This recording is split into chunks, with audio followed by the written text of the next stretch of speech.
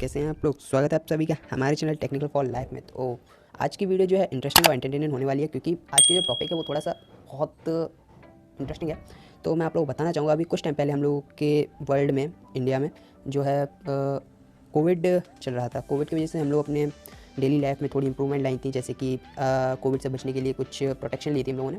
तो उसी से रिलेटेड एक टॉपिक है, मैंने उस पर एक वीडियो बनाई, शॉर्ट वीडियो। तो आप उम्मीद है आप लोगों को अच्छी लगे, और अच्छी लगेगी तो मैं आप इसी टॉपिक पे एक फुल रिव्यू वीडियो बनाऊंगा अभी कुछ दिनों बाद। लेकिन आज के लिए बस एक शॉर्ट वीडियो है, तो चलिए फिर शुरू करते हैं।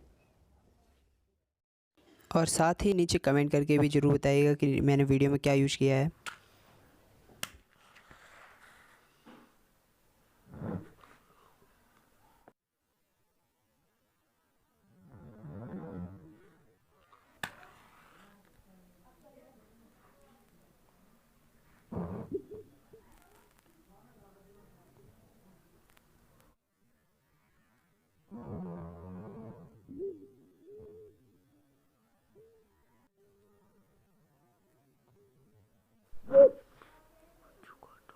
आवाज़ देख रहे।